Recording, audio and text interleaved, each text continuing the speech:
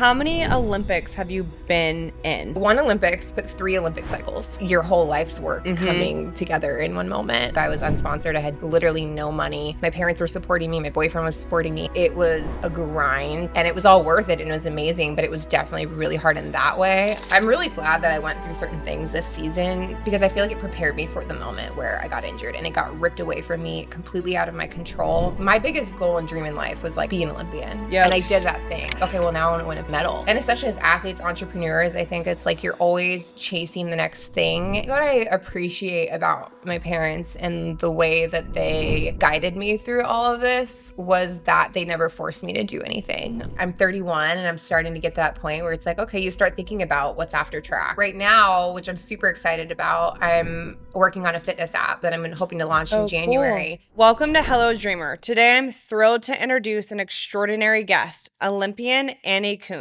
Annie's journey is about so much more than just a sport. It's about perseverance, overcoming challenges, and discovering her identity beyond athletics. From navigating mental health and body image struggles to redefining who she is outside of her sport, Annie's story is one of resilience and self-discovery. Whether you're chasing big dreams as an athlete, entrepreneur, or in your own way, this conversation will leave you inspired. Let's dive in. Welcome, Annie. I'd love to just start hearing your quick 3-minute story of who Annie is and this Olympian journey. Yeah. I started track and soccer when I was 2.5. Obviously, I'm 6 feet tall. I've always been tall for my age. So my mom threw me in the 50-yard dash at a super young age. My brother and sister are 8.5 and 10 years older. So I would just get dragged to their stuff. So they threw me in early. And so I started track at 2.5. I started soccer at 3, and basically played both my entire life up until all through college. So I was actually a soccer player. That was my main focus. That was my scholarship for Texas A&M.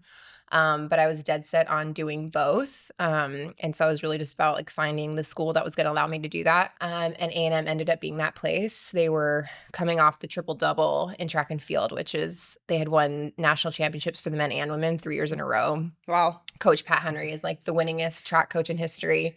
And then the soccer team was consistently a Sweet 16 team. So it kind of felt like the best of both worlds. And then soccer was basically my main focus, like I said, until I redshirted my junior year of track.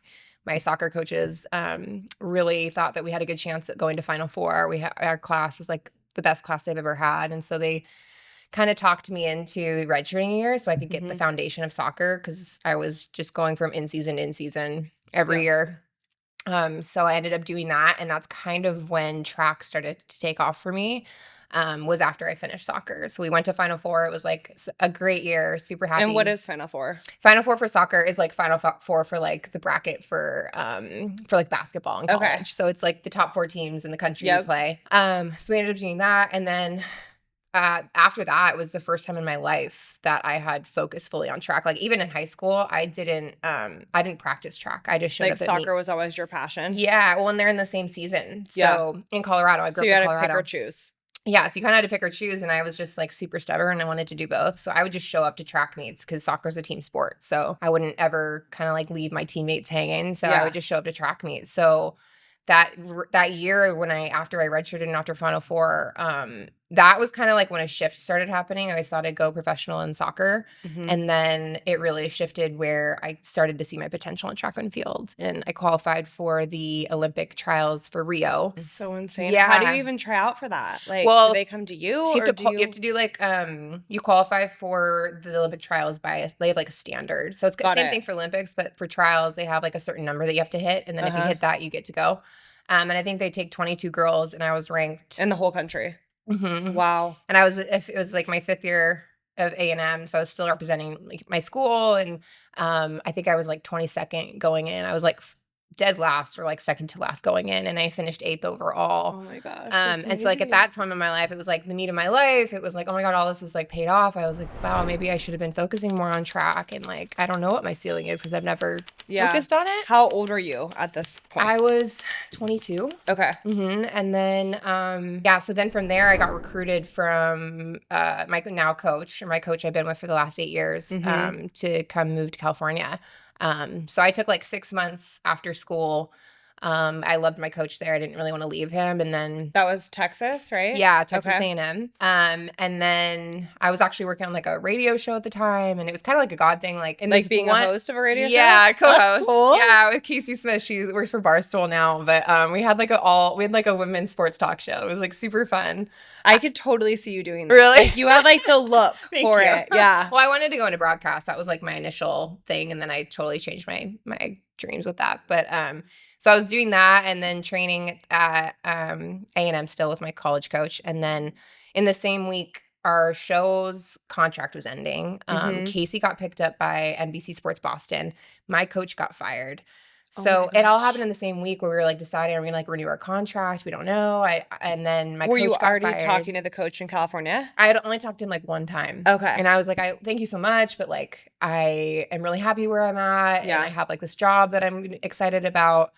So it's kind of like a God thing. Like everything just changed in a week, and Casey moved to the East Coast. I moved to the West Coast, and I've been out here ever since. And it's been a wild ride. Oh my gosh. Yeah. That's crazy. Yeah. So how many Olympics have you been in? One Olympics, but three The Olympic. Tokyo one, right? Mm-hmm. So I went to Okay. Tokyo, but 3 Olympic cycles. And what does an Olympic cycle mean? 4 years. So, well, I guess Does- technically the first one I didn't expect. So, but I went to the Olympic trials for Rio. Yeah. And I've trained, dedicated like my life to 2 Olympic cycles. So when you say cycle, is that like a 4-year cycle where Mhm. you train for Mhm. 4 years, Mhm. like preparing to go to the Olympics? Yeah. By you going to the Olympics, that means you like succeeding in the cycle and Mhm. you like And then you competing s- with girls and placing high, right? Yeah. Mm-hmm. Yeah. So like you're training for a full Olympic cycle, and then the Olympics is over and you start a new cycle. So it's a whole new Damn. 4 years. Yeah. So I guess not going to the Olympics on 2 of the 3 cycles like Mhm. had to be hard, right? Yeah, well, my first one, no, because I was like, holy shit, I got 8th. You're like, Olympic I'm new trials. here, Yeah, yeah. I was like, I was a soccer player a year ago. Like, so that one, I was just like, that one just more opened my eyes to like Mhm. track and field and my potential, and I didn't know what my ceiling was. So I really was like, oh my god, I want to go for this. It like really opened my eyes to track and just pursuing it full time. And then the second Olympic cycle, when I qualified for Tokyo, that one was, I mean, it's the most special because I made the Olympic team. That's amazing. It's a dream that I've had my literally since I was a little girl. Yeah. And I remember watching like the Sacramento Olympic trials and just being like, it was like 120 degrees. We were with like my cousins that live up there. And my mom remembers, she's like, they were ready to go after like an hour. It was like so hot and you did not move. Like you were just enamored by them. So it's just something that like, You've always known, like your big goal. yeah, it's Yeah. my goal and my dream for forever. So that one was just your whole life's work Mhm. coming together in one moment. And then this last one, I would say was probably the most challenging, just with injuries and adversity and things like that. But it was like a fully different experience than training for Tokyo. Like training for Tokyo, I was unsponsored. I had literally no money. My parents were supporting me. My boyfriend was supporting me. Like it was a grind. Like Yeah. and it was all worth it and it was amazing, but it was definitely really hard in that way. This last one, it was like I finally got the traction. I got like some exposure. I had like an agent. I got some sponsorships to help Mhm. me like be financially independent and be training. And so that was like incredible experience because Yeah. I got to do things that I never got to do that Olympic cycle for Tokyo. So fully different experiences Yeah. on all 3. Like, And then right now you're still training for a cycle for the next Olympics, right? I don't know. I'm undecided. I got injured at Olympic trials Mhm. in the warm up. So it was just like a super traumatic way to train for 3 years and then not get the opportunity to even Yeah. try for the team. And my body, I feel like, has been breaking down. That's been my struggle this Olympic cycle. Like I'm Mhm. 31, you just start to break down. It just becomes a lot harder. I feel it. I'm 35 and like I go to the chiropractor once My a hip month. pops, I get out of bed, my hips popping. I'm like, I know. I'm like, I didn't think that it was supposed to start this early. I know. Like, Same. I have a hard time lifting weights now because my back is so Messed fucked up. up. I know. Like, so it's you just have to like train differently. you do. For Like sure. Pilates, like I love love because it's like Pilates. low impact. Like I'm not doing awkward so movements. good for your core, especially if you have back issues Yeah. too. Yeah. Like getting my steps in Pilates, like that's been my new thing. 'cause, Yeah. like my body's breaking yeah, down. literally, it's like, what's gonna make me not hurt? Yeah. So that's kind of been like my struggle with the last Olympic cycle. So but my plan was to retire after Paris. Mhm.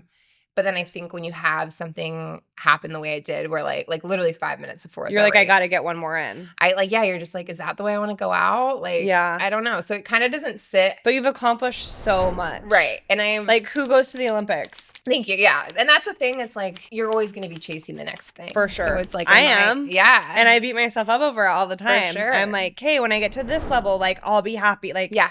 That's something that I struggle with too, Mhm. is because I always feel like there's something else, especially Always. like, so when I said, when you walked in, I was like, we have a lot of similarities. Like, Yeah. I feel like I'm like the athlete of entrepreneurs, Mhm.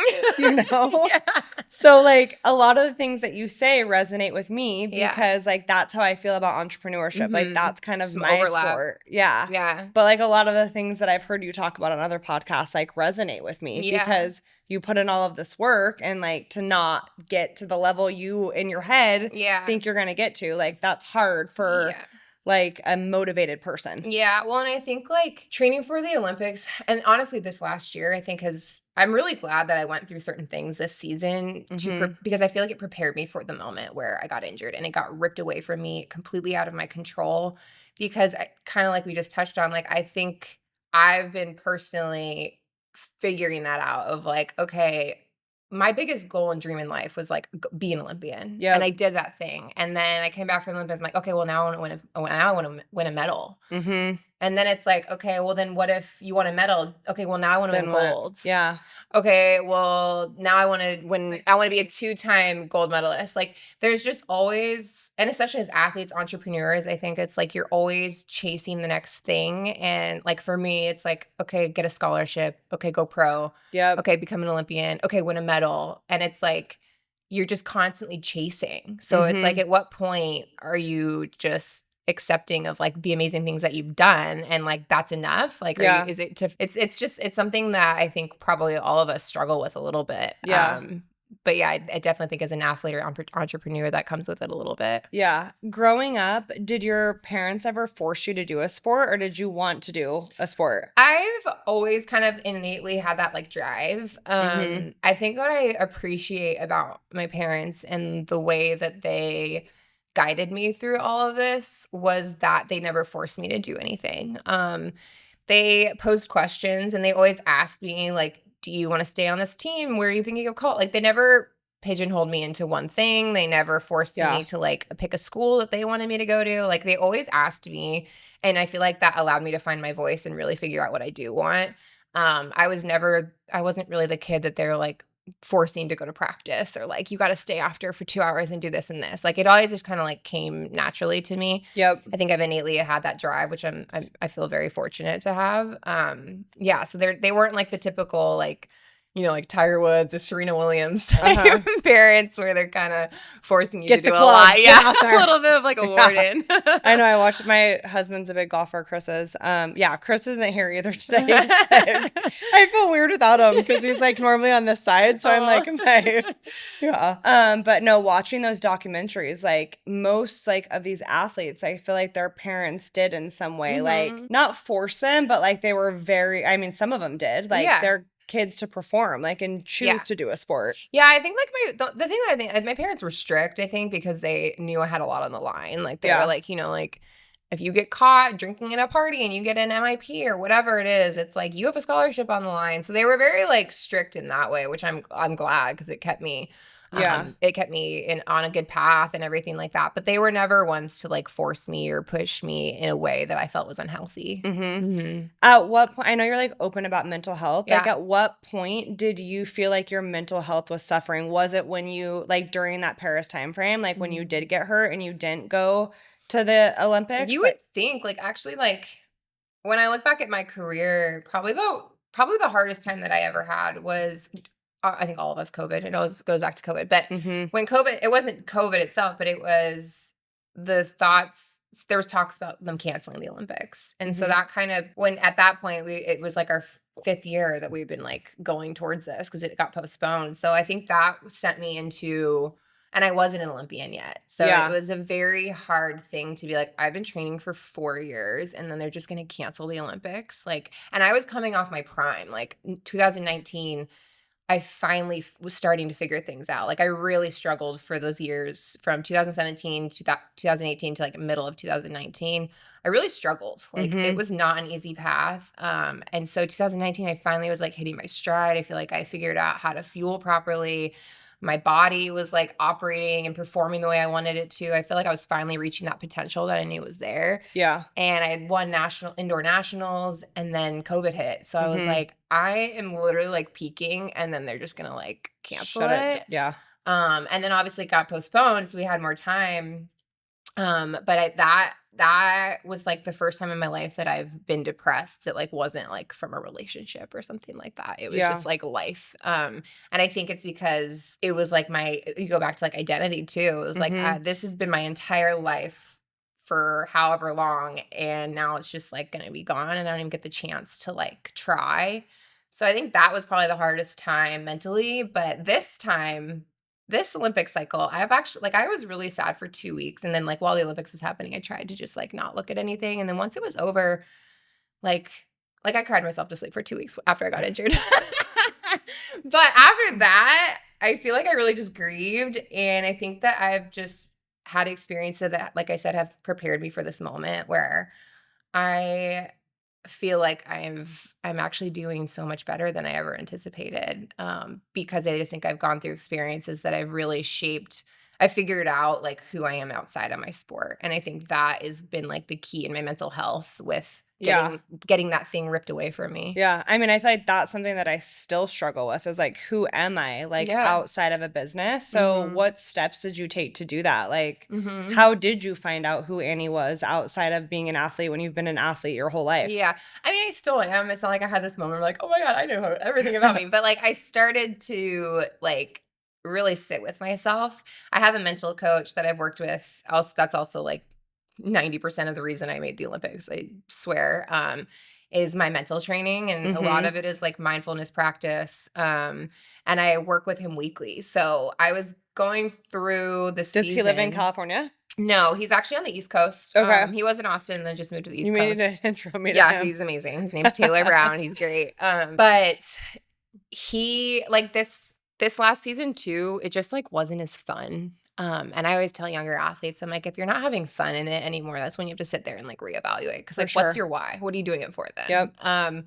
And I was struggling with that. Like I left probably, I would say over half of my meets in tears, just like feeling the pressure of these expectations that I had for myself and not hitting those marks and just putting Mhm. so much pressure on myself to make the Olympics again. I'm like, can I do it again? Am I still built for this? Like just a lot of self-doubt and questioning. And I feel like I was so tunnel vision because on Olympic year, like it's very easy to do where you're like, okay, Mhm. I don't have time for anything else. Like it is this goal, like everything I eat, my sleep, who I hang out with, Yeah, it's like your everything is, life. yeah, it is like, and you're just immersed in it. And I think that can actually be detrimental to your success. And I think I found that out this season. And that's kind of what my mental coach started to pose those questions. He was like, well, like, what are you doing outside of track, like for fun? And I'm like, well, I watch Netflix with my dog. And he's like, when was the last time you like saw a girlfriend? I'm like, it's been like probably like a few months or a few weeks. Like, he's like, what was the last time you like found a hobby that you like doing that has nothing to do with track? And I was like, I don't know. He's like, okay, well, your homework this week is to find something to go Yeah. do. What is a I hobby went you to do? pottery class. Oh, interesting, Because I okay. have this whole creative side. I love Yeah. like DIY projects, and I've talked about wanting to do pottery forever.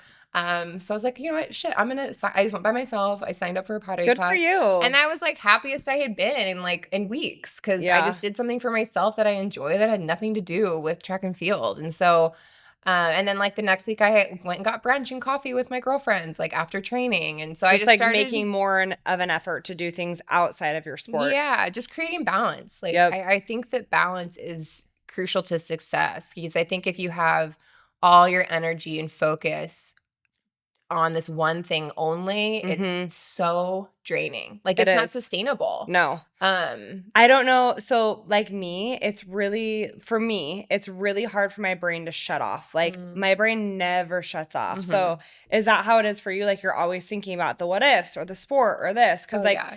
recently one of my friends got me, I've made more of an effort to like be around my girlfriends this year, Mhm. which I feel like has been a huge Fill your difference. cup. Yeah. Yeah. And I've also like I played pickleball for the Oh my first God, fun. time. I have too recently. It's so fun. It's so fun, It but is. there's nothing that I've ever done in my life where like you don't think. Like Yeah. when you're playing pickleball, you do not think, your brain shuts off and like Yeah. all you It's just care about, reaction. yeah, is keeping the Yeah. ball alive. Yeah. So I don't know, that's been like huge for me too, is like finding something like that like shuts my brain off Yeah. and forces me to not think To not think about about work. 400 things you probably have going on, isn't, yeah. Well, that's kind of how I was too, because like I would be like my schedule would literally be like, okay, wake up, I would, make my breakfast, I would like watch video before practice, like whatever events we're training that day, I'm gonna watch Yep. video and like think about my cues that I'm gonna be like focusing on that day, journal, meditate, like devotional, go to practice, do another meditation, like be at practice until 4:30 in the afternoon. Every day you do practice? Oh yeah, 5 days a week. Okay, so it With literally like is a 2 full-time recovery days. job. Yeah. From like Wow. 9:30, 10 in the morning to like 4:30 in the afternoon or 5 sometimes. And then you come home, I like would shower, eat dinner, like maybe watch a show, and then like watch more video and more film, probably of like what I did that day to like study my Like film. record yourself? Yeah, like my Okay, coach would record all of interesting. our events and stuff. So I would like break down that day of like events, Uh-huh. like study it, figure out what I could do better, whatever. Then I would journal at night about my goals, and then I would go to sleep. And then like I would even have moments where I'm like cooking in the kitchen and like a cue pops in my mind for shot put. So I'm like gliding across my kitchen, like Yeah. practicing my form. And I'm like, I am so neurotic. And like when it comes to training, I'm just like a very neurotic person and very structured, very routine. I'm not like that in anything else. Like it's very Mhm. funny. But so yeah, finding things where like that was pottery for me that day. It was like I went in and I was just like in the zone. It was like a therapeutic thing. I'm working Yeah. with my hands. I'm creating something new. Like it allowed me to kind of step away and like zoom out a little bit from your Mhm. goals. Another thing that you talk about is like body issues, like body Mhm. image issues. Like Yeah. how has been like being an athlete Yeah. and an Olympian, like how has that affected? Like I've definitely gone through those struggles. I like, genetically, obviously I've like got great genetics, but I've mhm. also, I think, have struggled with gaining weight in certain areas. Like my lower body typically like forever was like my problem area. I'm like, my butt and thighs are always gonna be bigger. Like I don't know how to trim down. Like I Yeah. don't get it, whatever. I've had coaches in college even that were like, if you lost 5 to 10 pounds, you'd be like so much better. You'd be great. And I'm like, okay. And like men just don't have like a They tactfulness don't. coaching wise. Like I had, soccer coaches say things in joking, like they're in like jokes, but it's like, Yeah. that's not a joke.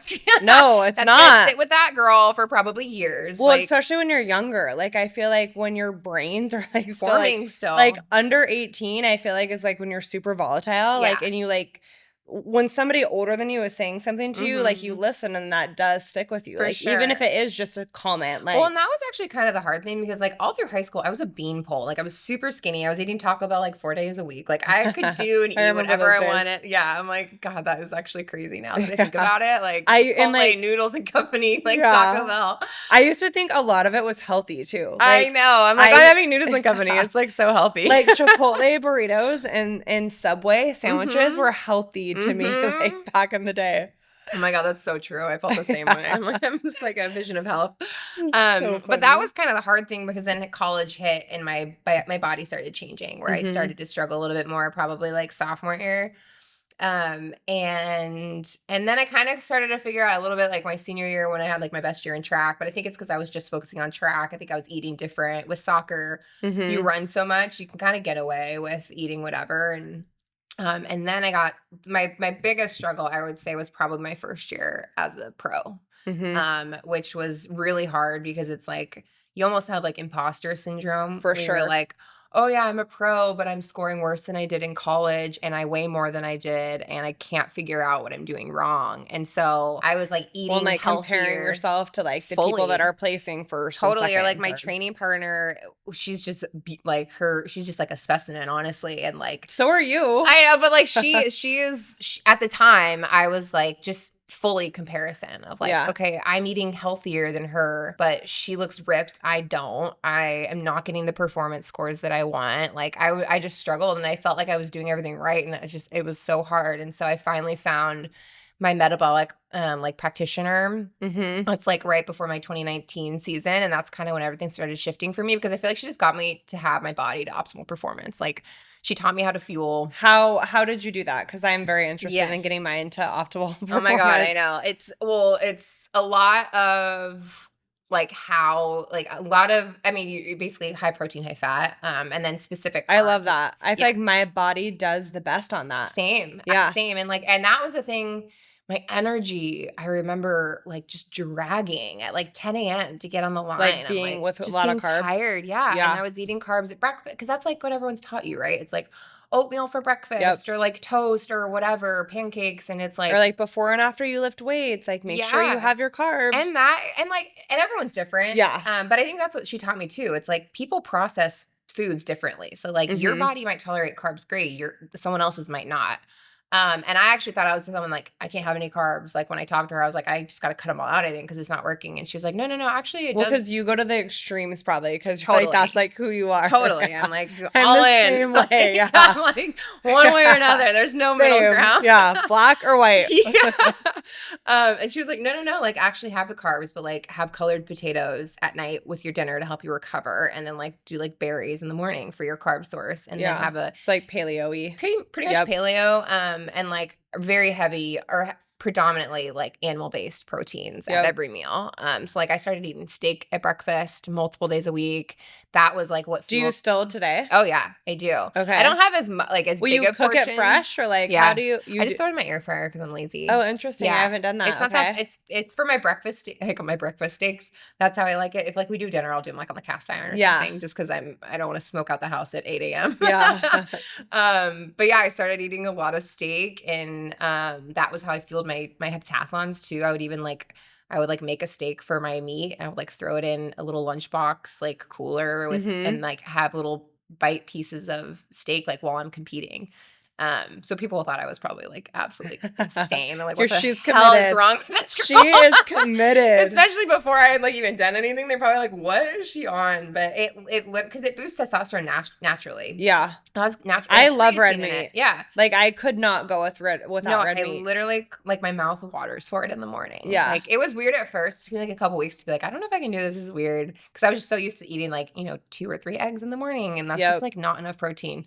So it took me like 2 weeks, but now Well, and I it am fills like, you up. Like, you yeah. feel satisfied after you eat red meat, Yeah, right? and You feel energy. full. And Yeah. energy, like I was finally had so much more energy to get through training. Mhm. And yeah, so she just and then she also helped me get rid of like a lot of environmental toxins. She was like, "Okay, what are you using? What products are you using? Are you using like dry shampoo? Are you burning candles in your house?" And I was like, "I burn candles all the time." She's like, "Okay, we're not doing that anymore." Because That's that bad for you? they're like endocrine disruptors. So, and it's like Interesting. carcinogens, so it's not good for you. Yeah. Especially if you have kids too. I always tell people Yeah. like don't burn candles because they don't have the ability to like flush out the toxins and take anything. Scary. Yeah, so there's like don't take no burning of the candles.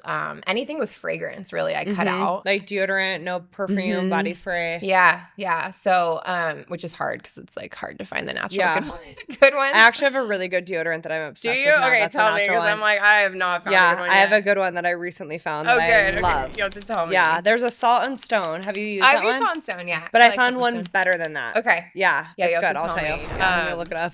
Yeah, so I did that, and then she helped me get like on a supplement protocol to help me like balance all my hormones and like things that I was deficient in that I didn't Yeah. realize. So like you did blood work and took supplements based off what your blood work told you. Yeah.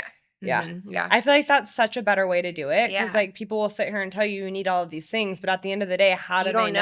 know because they don't know. And that's the thing too. She does this thing that's very specific. It's called a pinch test, and that's how she figures out where you're storing your fat and why. And it's different from like because people are like, oh, I've like they'll even like I've gotten like had posts and it's like I had like 12% body fat from Mhm. her test, and they're like, oh, there's no way like that'd be like anorexic, and I'm like, no, like it's actually probably the most specific testing I've ever had done. I don't lay Yeah. on a DEXA scan because the DEXA scan is going to tell you your body fat percentage, but it's not telling you where you're storing it.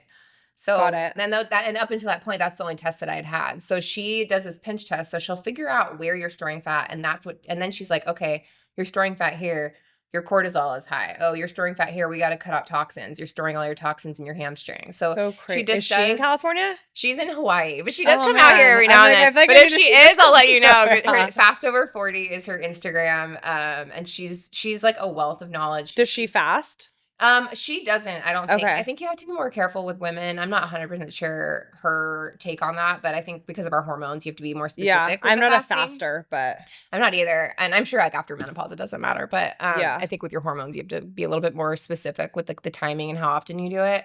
But yeah, she's been a wealth of knowledge. She's truly changed my life, and Mhm. so I'm just so grateful How for the often will you knowledge. vary for that diet? Like when you're in Cabo enjoying yourself, like will you eat tacos? Will you drink margaritas? Yeah, Do you drink alcohol? yeah. Like, I feel like because I've gone so long, I don't ever feel like I'm on a diet. Like you said, yeah. I feel full, I feel satisfied. Like I love the way I eat. I don't ever Mhm. feel like I'm restricting myself. I think I've found a lot of ways to have healthier options where I don't feel like I'm restricting myself. It's not like I'm eating chicken and Yeah. veggies every meal, it's like I feel like I found like grain-free tacos and like Mhm.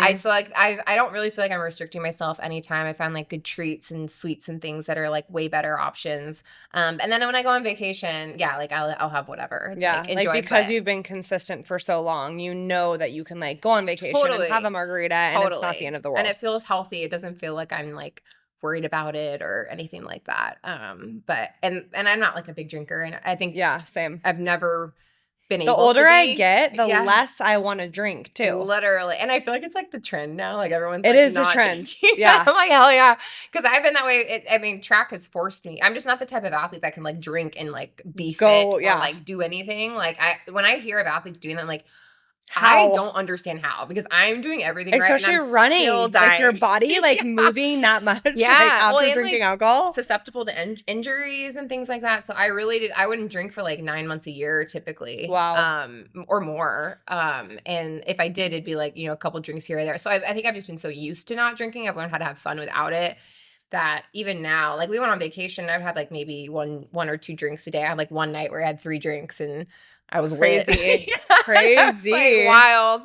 So When you yeah. train all day long, do you train alone with your coach or do you train with a group of like other women doing the same thing that you are? So I've had training partners my whole career, which is Okay. this last year or 2 years ago I didn't have one, and I hated it. It was awful. I was like, Yeah. I I need mean, it's nice having a partner it's in so anything. yeah, yeah. Like motivation, just having somebody there to Having talk someone to through that's die in going our through the same meet. Yeah, thing. we're like, Yeah. fuck, this workout's terrible. Yeah. Like someone needs Instead to of be doing it like, on your this is own. hell. Yeah. Not just die alone. Yeah. Yeah. So I've had training partners pretty much all my whole professional career except for one of the years. And then I've also had male training partners too. So like this last year I Hmm. had a the last few years I've had a decathlete training partner and then hep track training partner. The whole Olympic cycle for Tokyo, I had 2 girl training partners, which was also interesting because it's like 3 people make the team and we had a 3-person training group. So it was like Hmm. the odds of all 3 of us making the team was like pretty slim, but like yeah, it was just an interesting. Does it get competitive with your partners? I feel like I was super fortunate to have like best case scenario girls. Like Yeah. it was a thing where I think that we all loved and respected each other so much that Hmm. if they made the team over me, I would You'd be be happy for them. stoked. I'd be Yeah. like, if I gave my best that That's day, hard too it to is hard. like And to when genuinely you want something so bad and like to for watch sure. somebody else get it, like that you're close to, like that's not easy. Oh, awful. And I'm sure it would struggle because Yeah. you'd be like, gosh, I like it.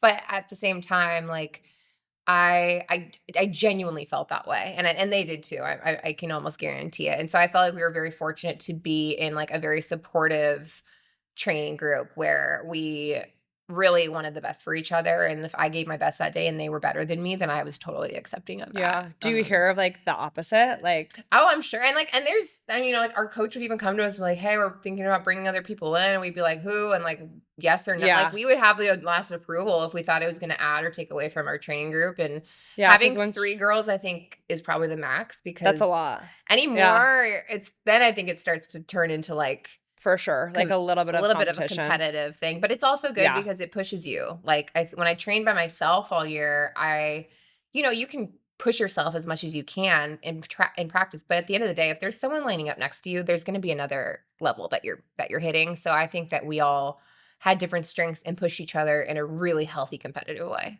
Yeah. Mhm. I mean, it sounds like right now, so you're, like, kind of in between. Like, do I Mhm. continue being this athlete? Do I continue trying to go to the Olympics? Yeah. Or what's the other option? Have you That thought that through? Yeah, and I think that's the thing that I think that's why I've been okay through the last few months, going through like Mhm. the loss of the Olympics and my dream kind of getting taken away from me again. But I feel like I've been excited about what's next. Mhm. I've been an athlete my entire life, and it's been amazing, but it's also like I'm 31 and I'm starting to get to that point where it's like, okay, you start thinking about what's after track. And Yep. I like love interior design. I'm like, do I want to go into that? Or I'm right now, which I'm super excited about, I'm working on a fitness app that I'm hoping to launch in Oh, cool. January.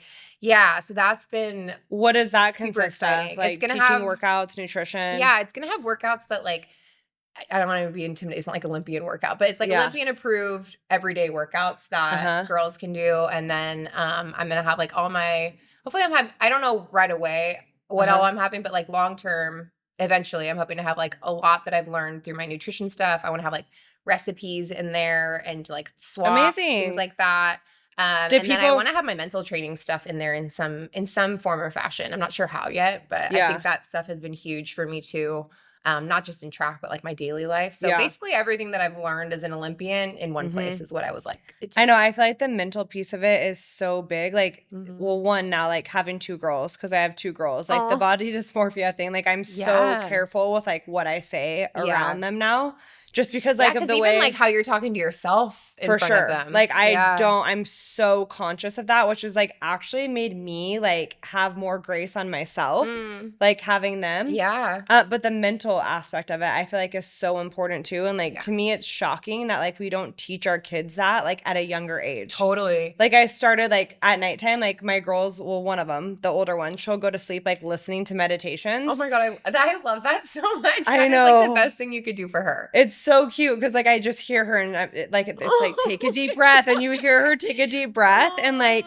it literally calms their little bodies down and Yeah, lets them go to regulate. Teach them sleep. how to regulate and But stuff it's crazy too. that, like, one, we weren't taught that growing up, and, No. like, you need this secondary source or placement or, like, awareness around it in Yeah. general to be Yeah. able to teach your body, like, how to self-regulate and how Yeah. to, like, relax, Oh my like God, that's huge. I think that's probably the best thing you could do for them. That's so yeah, I wanna cool. start doing it in the morning time too, because I think that Yeah. the morning time is, like, Start the just as day. important because Mhm. it's And the it's start of it's your hard day. because it's like probably like I remember struggling, and I go through bouts where I'll meditate at 10 and I'll go like I haven't in a while, and I'm like You it's haven't meditated usually in a not while? in a while, and Yeah, like that's usually when my life feels the most chaotic. It's yeah. like when I I just need to like do it. find stillness and like Mhm. really figure, because it just teaches you how to be present. And I think there's so, especially with you, I'm sure like you probably have a million things going on as an entrepreneur and a owner of a company, and like it just teaches you how to just be in the moment. And I think that was a huge key to my success at the Olympic trials is I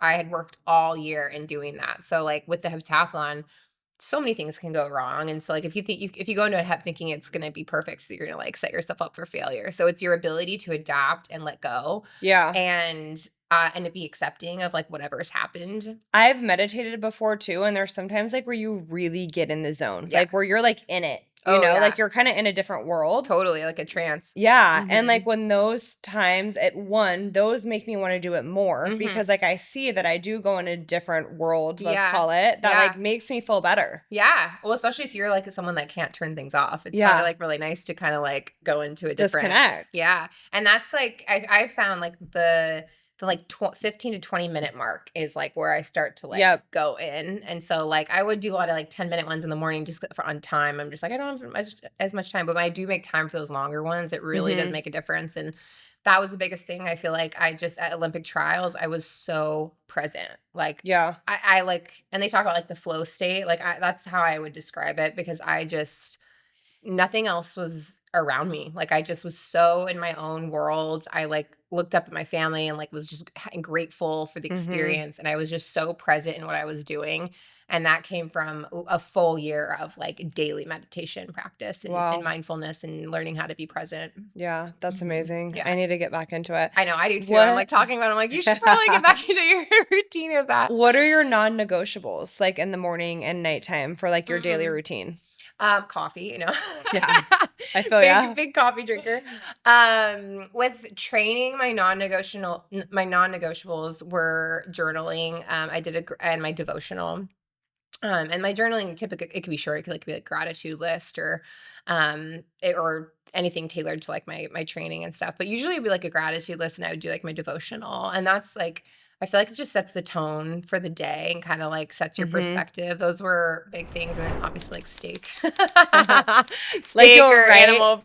Yeah. Like I Write would, in a journal? yeah, I Okay. do a lot of journaling. I've had so many people tell me to do that, but I've never like done it or stuck with it. Yeah. I've bought so many journals, Yeah. like thinking that I want to do it. It's hard. Like I think, especially I'm sure you like 2 kids, a business. It's like, it's probably hard to just like sit there and like, whatever, just like write about my feeling or whatever.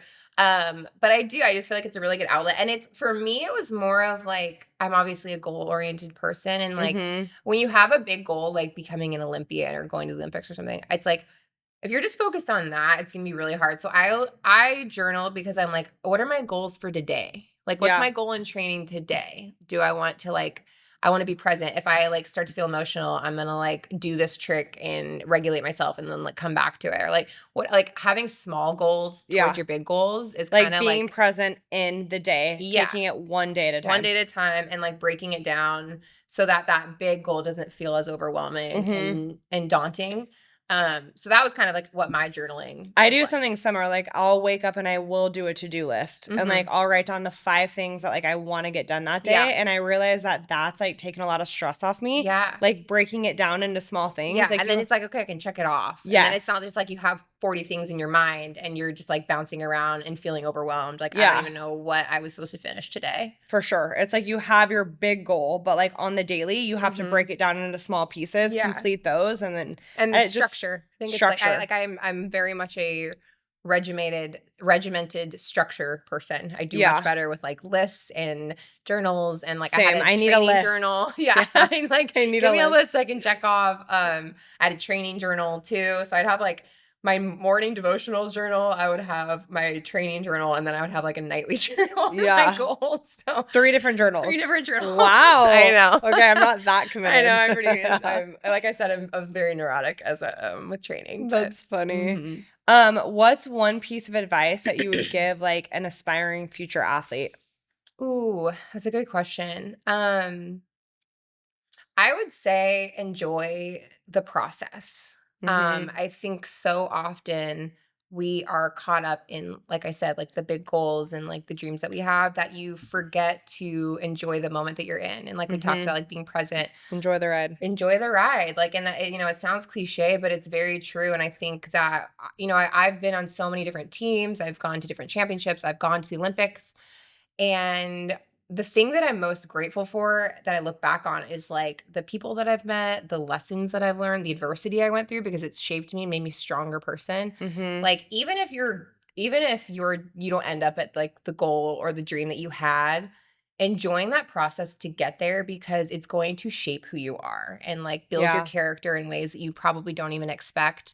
And so, while that goal is important, just like enjoy the ride along it. And if it ever starts to not become fun and like you're not enjoying it anymore, then that's kind of when you just sit with yourself and reevaluate things. Yeah. No, I totally agree with that. And it's like easier said than done. Oh, so much. It's like even like starting a business that like everyone tells me like enjoy the ride. And you're like, but I feel like hitting my 30s though, like when you have been through like all of those learning lessons and like that, like in your 20s, you're just running towards a goal, Yeah. you know? And Yeah. like, there's so many different things. Like, it's easier to start realizing to enjoy the ride Yeah. once you've been like through some of the turmoil Yeah. and like those learning lessons. At For least for sure. me, it has been. But I Mhm. agree with that. Like, it's so important Yeah. to enjoy the ride and enjoy the people around you and like make it a fun process, like at Yeah. the end of the day. For sure. And that's the thing, like, and that's why I look back on like this Olympic season and like I kind of wish I would have done a better job of that. I think towards the end of the season I got there, but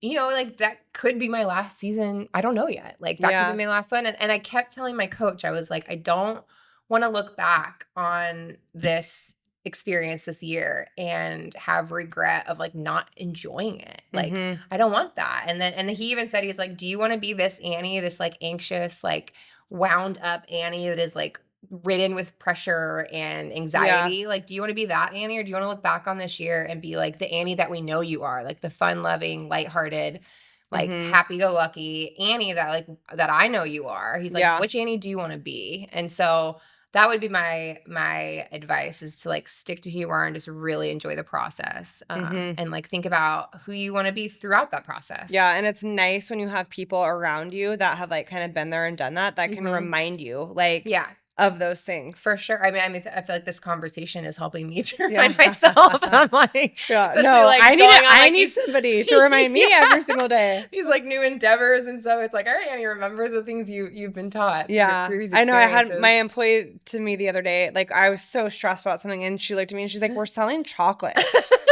I'm like, okay, like, I guess you're right. Perspective. Yeah.